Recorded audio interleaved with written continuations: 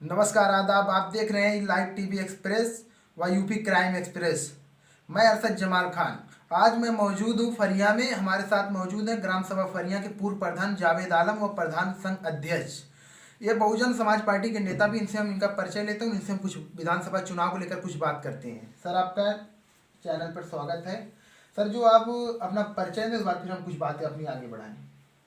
मैं आपका भी शुक्रगुजार हूँ कि आप मेरे यहाँ आए और मेरा इंटरव्यू ले रहे हैं। बहुत बहुत शुक्रिया आपका। मैं जावेद आलम फराही, पूर्व प्रधान फरिया और प्रधान संघ अध्यक्ष रानी सराय ब्लॉक का मैं भी रह चुका हूँ जी। और लोगों की लड़ाई भी लड़ा, प्रधानों की भी लड़ाई लड़ा। और बहुजन समाज पार्टी से मैं तकरीबन 94 से मैं जुड़ा हुआ हूँ। और बहन जी के कार्यकाल को मुझको उस ज़माने याद आ रहा है कि उनकी सरकार जब होती है तो घाट पर शेर और बकरी एक साथ पानी पिया करते थे। उनकी लॉ एंड ऑर्डर जो उनका सरकार चलाने का तरीका था, सर्व समाज के लिए था। और इसी विश्वास के तहत मैं बहन जी की पार्टी में हूँ और विश्वास है मुझको कि आने वाला वक्त 5वीं बार मुख्यमंत्री बनने जा रही है बहन मायावती जी। जी, अब हम अपनी बातों को शुरुआत करते हैं। सर, दीदारगंज विधानसभा से प्रत्याशी मुन्ना भूपेंद्र सिंह उर्फ मुन्ना को बसपा पार्टी उतारी है, बहुजन समाज पार्टी। और हमने सुना है कि निजामुद्दीन विधानसभा से 4 बार रह चुके विधायक समाजवादी पार्टी का आलम बदी थे। इस बार फिर समाजवादी पार्टी उतारा, लेकिन बहुजन समाज पार्टी इस बार डॉक्टर पीयूष सिंह यादव को उतारी है। दोनों विधानसभाओं को हम बात करेंगे, मगर फिलहाल हम बात करेंगे दीदारगंज विधानसभा की। इतनी बार इतने विधायक रहे, लेकिन जो सुविधा दीदारगंज विधानसभा को चाहिए वो सुविधा नहीं दे पा रहे हैं विधायक। क्या मुन्ना सिंह जो है, आप भूपेंद्र सिंह मुन्ना सिंह जो है, जनता को सुविधा दे सकेंगे? क्योंकि बहन जी की नीतियों पे जो भी बहन जी के विधायक होते हैं तो जो उनकी नीति है उस नीति को विधायक लेके चलता है। अगर उस नीति में नहीं चलेगा तो बहन जी के साथ में कहाँ चल पाएगा जी। तो इसलिए मुझको तो पूरी उम्मीद है कि मुन्ना सिंह एक पॉपुलर आदमी है और अपनी ब्लॉक का कई बार सदियों से, कई वर्षों से वो ब्लॉक प्रमुख रह चुके हैं जी। और निर्विरोध हुआ करते हैं। जी। और उन्हीं के परिवार में उनकी बीवी हैं, महाप्रधान कई साल से हैं। जी। तो जब 2 पद उनके घर में ही है तो मैं समझता हूँ कि जनता का उनके साथ सहयोग है तब ना है। आज 2500-3000 साल से वो प्रमुख हैं और महाप्रधान भी होते हैं।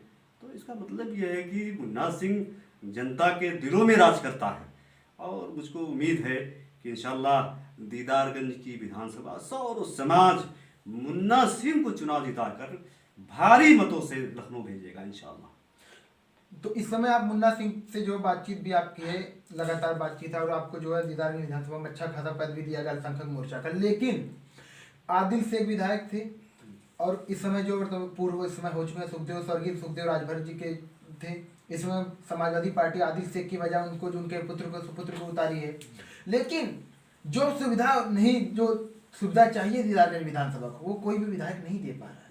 क्योंकि जनता चाहती है कि हम जिस विधायक को हम बनाएं उसको हमारे सुख दुख में हमेशा खड़ा रहे। कोई बात हो तो हम उसको विधायक नहीं, अपना परिवार का हिस्सा समझकर अपनी समस्याओं को बताएं।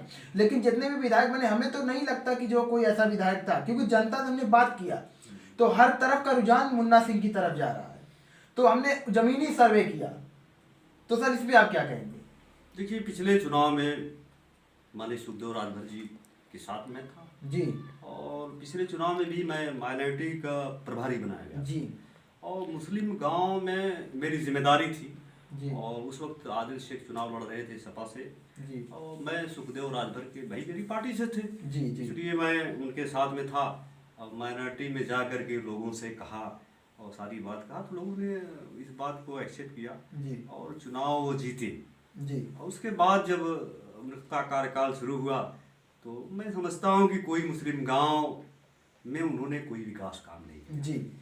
और मैंने भी कई बार, जैसे मैं माइनॉरिटी सेल का प्रभारी था तो मेरे यहाँ जो मुसलमान जुड़े हुए थे वो बार बार फ़ोन करते थे, ट्रांसफार्मर जल गया है तो पुलिस का मामला है, थाना देखना है। मैं समझता हूँ कि कहीं उन्होंने मुसलमानों के हित में काम नहीं किया। अब तो इस दुनिया में नहीं है, मैं ज़्यादा कुछ नहीं कहना चाहता जी। मगर ये है कि यह आक्रोश है कि हमारे जो विधायक जी पूर्व थे वो मुसलमानों का कोई एक काम नहीं कर पाएगा। और रहा सवाल ये है, आदिल शेख, देख पार्टी से हटके मैं बात करता हूँ जी अगर आदिल शेख को समाजवादी पार्टी अगर टिकट दी होती तो मैं समझता हूँ कि ये सीट बहुत टक्कर की होती और हो ना हो सके आदिल चुनाव जीत भी जाते। मगर अखिलेश यादव की नीति ये है कि मुसलमानों का नेतृत्व खत्म कर दिया जाए, सिर्फ वोट मुसलमान देने की एक मशीन समझ रखा है समाजवादी पार्टी के लीडर अखिलेश यादव ने। मैं समझता हूं कि अखिलेश यादव ऐसे व्यक्ति को अपनी पार्टी में बुलाकर गले लगा रहे हैं जो सुनील सिंह गोरखपुर का है। वो क्या बयान दिया था कि मुस्लिम लड़कियों की कब्र से निकालकर हम रेप करेंगे। जी जी जी जी। और ऐसे शख्स को अखिलेश यादव ने कैसे गले लगा लिया, मैं समझता हूं पूरे प्रदेश का मुसलमान इस बात को समझ रहा है। और इसीलिए मैं समझता हूं कि उनकी मानसिकता, उनकी आरएसएस की मानसिकता उभर करके आ रही है पूरे प्रदेश में, और पूरे प्रदेश का मुसलमान इसको निगलेक्ट नहीं कर सकता। आने वाले वक्त में इस चुनाव में मुसलमान बहुत तेजी से बहन कुमारी माता जी के साथ में जा रहा है, और मैं समझता हूं कि सबसे बड़ी पार्टी बनकर बहन कुमारी मायावती जी आ रही, और इंशाल्लाह सरकार भी बनेगी इंशाल्लाह, मैं उम्मीद करता हूं। और मैं मुसलमानों से भी अपील करता हूं कि 80% मुलायम सिंह यादव को और अखिलेश को वोट आज तक आपने दिया है, हमने नेता बनाया, मुसलमानों ने नेता बनाया है।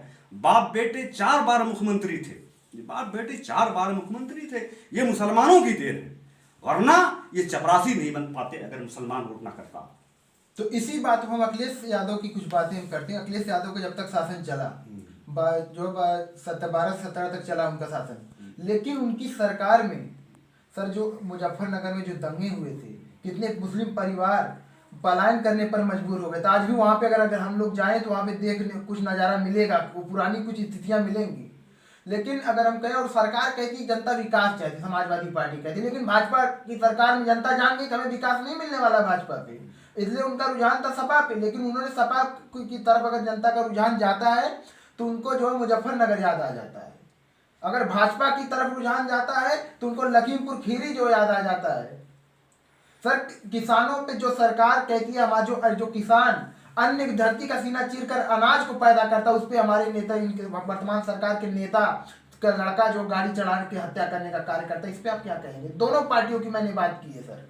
देखिए, जहाँ तक ये दर्द तो है मुसलमानों को, मुजफ्फरनगर जैसा फसादात महीनों चला जी, अखिलेश यादव चीफ मिनिस्टर, महीनों फसाद चल रहा है, वहां खाप पंचायत कर रही, मुसलमानों के खिलाफ पंचायत हो रही।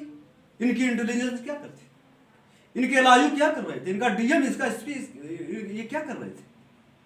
महीनों मुजफ्फरनगर को टारगेट बना करके इनकी साजिश है। सरकार जब चाहती है तभी हिंदू मुस्लिम फसादात होते हैं। इनकी ये साजिश थी कि मुसलमानों को दबाया जाए, हिंदू मुस्लिम कराया जाए, तो एक तबका मेरे साथ आएगा, एक तबका भाजपा में जाएगा। ये तो लोग राजनीतिक लोग हैं, ये मुसलमानों हिंदुओं को लड़ाकर अपनी पार्टी का बैकआउट करते हैं, चाहे वो भाजपा हो चाहे वो सपा हो। लोगों ने यही किया है आज तक। और अभी इनके कुछ नेता बड़े आ जाएंगे, भाजपा आ जाएगी, भाजपा जी, अरे भाजपा को सिर्फ हराने के लिए क्या मुसलमान ही जिम्मेदार है? वही ठेका ले रखा है कि भाजपा मुसलमान ही हराएगा, हिंदू बिरादरी के लोग नहीं हराएंगे। पिछले चुनाव में यही यादव समाज 40% वोट भाजपा कर दिया और आदित्यनाथ योगी चीफ मिनिस्टर हुए। हमारी बहन जी का बढ़ा हुआ वोट परसेंट तक उठा के देख लीजिए, हर विधानसभा में हमारा कहीं से 1% वोट कहीं नहीं जाता। बहन जी के मानने वाले बहन जी को वोट करते हैं, चाहे कैंडिडेट कोई भी आ जाए, मुसलमान आ जाए, पंडित आ जाए, ठाकुर आ जाए, कोई भी आ जाए, यादव आ जाए, बहुजन समाज पार्टी का वोट हाथी के निशान पर बटन दबाता है। चाहे आप कितना भी उनको लालच दे दीजिए, पैसा दे दीजिए, मगर जब वो बूथ पे जाते हैं तो उनको बहन जी काशीराम याद आ जाते हैं। इसलिए मैं कहना चाहता हूँ कि मुन्ना सिंह एक बढ़िया कैंडिडेट है, हरदिल अजीज है और लोगों के दिलों में राज किया है। हर दर्द दुख में, चाहे मुसलमान हो चाहे सौर समाज हिंदू भाई हो, सबके दुख दर्द में वो शामिल होता है। इसलिए मैं कहना चाहता हूँ कि मुन्ना सिंह को ज़्यादा से ज़्यादा वोट दे करके इंशाअल्लाह ताला यहाँ की जनता अब की बार विधानसभा में भेजिए। जी, अब मैं चलता हूँ दीदारगंज की सीट पे मैं बात करता हूँ। आलम बदी के विकास में सर हम लोगों ने सर्वे किया और हमने जाकर देखा कि अभी भी कई सड़कें हैं सर, वहाँ पे जैसे बरसात में नहीं होता जब टूटी सड़कें रहती पानी भर जाता है, जनता को जो कितनी तकलीफ का सामना करना पड़ता है। जब वो अगर इसकी शिकायत लेकर विधायक के पास जाते हैं तो कहते हैं जाइए हम देख लेंगे। अगर हम कहें इसी बात पे कह रहे हैं, हम कहें बिजली को लेकर ट्रांसफर की बात तो कहते खुले मन से कहते जनता जो कितनी जनता की इसका हमारे पास बयान भी है। उन्होंने कहा, वो कहते हैं नीम के पेड़ के नीचे तो वहाँ पे हवा आती मच्छर नहीं काटेगा, लाइट क्या ऐसा विधायक कहेगा तो सर जनता किससे उम्मीद लगाएगी? दीदारगंज नहीं, निजामबाद। जी निजामबाद की बात, निजामबाद ठीक है। आलमबदी हमारे बुजुर्ग हैं, मैं कुछ कहना नहीं चाहता, मगर विधायक एक मामूली हैसियत नहीं होता। ये कह देना कि हम थाने पे नहीं जाएंगे, थाने पे हम नहीं काम किसी अफसर से बात नहीं करेंगे, तहसील पे नहीं जाएंगे, एटीएम से बात नहीं करेंगे। अरे विधायक तो जनता का यही थाने से जुड़ाव है, थाने की समस्या है, तहसील की समस्या है, ब्लॉक की समस्या है। जब आप क्यों आए हैं विधायक लड़ने? जब आप थाने आप सही आप उनका सहयोग करिए, जो जुल्म कर रहा है उसके खिलाफ खड़े होइए, जो मजलूम उसकी तो मदद करिए। विधायक का क्या मतलब? विधायक सिर्फ कह दे कि नहीं हम थाने पर नहीं फोन करेंगे, ये कौन सा सवाल? फिर क्यों आप विधायक चुनने के लिए आए? मैं समझता हूँ कि ऐसे व्यक्ति को बिल्कुल विधायक नहीं होना चाहिए। अब तो उनकी उम्र हो गई है, जाएं अल्लाह अल्लाह करें, पूरा 80 साल के तकरीबन उनकी उम्र हो गई है। अब वक्त कहाँ उनके पास है? जो कुछ वह बताया जाए, मस्जिद में अल्लाह अल्लाह करें, अपने गुनाहों के लिए माफ़ी अल्लाह से रो करें। है ये कह देना कि हम कुछ नहीं करेंगे, ये तो एक ढकोसला है। लोग अफवाह उड़ाते हैं, बड़े ईमानदार कहाँ के ईमानदार? जनता की आप लड़ाई नहीं लड़ोगे। एक प्रधान की जिम्मेदारी होती है कि हम प्रधान हमको बनाया गया है तो वो जनता की लड़ाई लड़े, चाहे वो दरोगा हो, पुलिस हो, या थाना हो, या ब्लॉक हो, या तहसील हो। उसकी हक बनता है कि किसके साथ जाति हो रही है, अगर पुलिस प्रशासन जाति कर रहा है तो उसके खिलाफ आवाज उठाओ, ये जिम्मेदारी बनती है। और विधायक की भी तो बड़ी जिम्मेदारी है, बड़ी जिम्मेदारी है। ऐसा थोड़ा नहीं कह देना कि हम थाने पे नहीं फोन करेंगे, हम दरोगा से नहीं बात करते, हम दलाल नहीं पालते। ये कौन सा सवाल है? जनता आपको विधायक बनाया है तो उसकी आप लड़ाई लड़िए ना, जो सच है वो सच बात करिए। लेकिन हम सर अगर पार्टी हद की बात करें, अगर आलम बदी की बात करें या इसरार भाई की बात करें, निजामबाद विधानसभा में हम बात कर रहे हैं, उन्होंने जो है इसरार अहमद का नाम आप सुने होंगे, समाजवादी पार्टी के पूर्व प्रमुख भी हैं और समाज सेवी तो इतने बड़े हैं कि हम जितनी तारीफ की जाए उतनी कम है। उन्होंने जो बिना ब्लॉक प्रमुख थे या ना थे, उन्होंने कोई हिस्सा नहीं देखा कि मेरा विधानसभा मेरा क्षेत्र आता ही नहीं। उन्होंने लॉकडाउन में जो है कोरोना काल में जो जब इनके नेता जो है कभी कहीं निकलते नहीं थे, उन्होंने जो है पूरे क्षेत्र में जो जाके भ्रमण किया और लोगों की मदद की। अगर हम कहें पीयूष सिंह के यादव के बारे में तो जनता भी उतनी नहीं जानती है, लेकिन अगर बसपा से आ रहे तो पूरी कोशिश करेंगे जनता को विकास देने का, ये जनता उम्मीद लगाएगी। लेकिन जनता का कुछ रुझान इसरार भाई की तरफ है, कुछ जनता उम्मीद लगाई थी कि अगर इसरार भाई आएंगे। अगर हम कहें इसरार और आलम बदी और पीयूष में, तो किसको जनता चुनेगी? विकास पे जनता चुनेगी। देखिए मैं जो ये तो जाति उनका मामला, वो व्यक्तिगत उनका मामला तो पार्टी में है, उनकी पार्टी ने उनको टिकट नहीं दिया जो कि उस लायक है जी। वो जनता से जुड़ा हुआ आदमी है, हर सौर समाज उसको मानता है, ऐसा नहीं है। मगर उसमें ज़्यादा मैं बात नहीं कर सकता। अगर मैं सोच रहा था कि अगर वो बसपा में आ गए होते तो अब तक वो विधायक हो गए होते जी। मैंने कई बार उनसे कहा भी, अरे भाई विधायक की चुनाव लड़िए, आइए बसपा में आइए, बसपा में आइए। अगर आते तो 8-10 साल पहले वो विधायक हो जाते जी। मगर भाई उनकी सोच है, वो नहीं बसपा की नीति को पसंद करते, कोई बात नहीं। जहाँ तक डॉक्टर पीयूष का सवाल है, वो लाइफ लाइन जी डॉक्टर अनूप सिंह उनके छोटे भाई हैं जी। अनूप सिंह की सेवाएं हैं, पूरे जिले में सेवाएं हैं, जो भी जाता है अनूप सिंह उसकी सेवा करते हैं। अगर गरीब दुखिया है, पैसा नहीं है तो वो पैसा भी कम करते हैं, सेवा किया है। अगर उनका भाई अगर बहुजन समाज पार्टी से टिकट पा रहा है तो उसके लिए मेहनत किया जाएगा जी, लोगों को समझाया जाएगा कि वो लोग सेवा करने वाले लोग हैं। अगर वो आ जाते हैं तो पीयूष सिंह ठीक है, पीयूष सिंह यादव बढ़िया कैंडिडेट हमारा है। अगर बहन जी ने आशीर्वाद दिया है उनको निजामबाद विधानसभा के लिए तो इंशाल्लाह उसके लिए लगा जाएगा। तो निजामबाद सीट की जो है लिस्ट कब जारी करेगी बहुजन समाज? अब ये बड़े नेता हमारे हैं, अब देखिए 2-4 दिन में वो लिस्ट शो होने वाली है। हो सकता है कल परसों तक उनका तो पूरा कंफर्म उनका नाम, हाँ उनका नाम आ जाएगा जिले पे जी। और हमारे जो मुख्य सेक्टर अधिकारी जो बनाए हुए हैं बसपा के, वो लोग अपना ऐलान करेंगे इंशाल्लाह। जी। मुझको उम्मीद है कि बस कल परसों तक उनका टिकट का ऐलान हो जाएगा। बहुजन समाज पार्टी में उनका स्वागत है जी। और अगर वो आते हैं, वो तो समाज सेवा करने वाले लोग हैं। निजामाबाद विधानसभा की जनता को आप संदेश क्या देना चाहेंगे? मैं अपनी बातों को खत्म मैं तो करूंगा। यही कहूँगा कि अगर डॉक्टर पीयूष वहाँ निजामाबाद से बहुजन समाज पार्टी के प्रत्याशी बन के आते हैं तो तमाम हिंदू मुसलमानों से अपील करता हूँ कि उनको भारी मतों से जिताकर अपने निजामाबाद के विकास की या सेवा करने का उनको मौका दीजिए।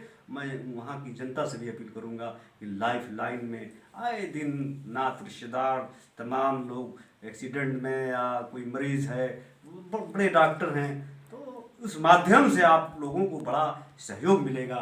अनूप सिंह यादव तो इसमें सर जैसे जनता के मन में एक संदेह है, वो संदेह को बताना चाहता हूँ। अभी कुछ ही दिन पहले ये अनूप से पीयूष सिंह यादव भाजपा में थे, अचानक बसपा में आने का मतलब ये क्या है?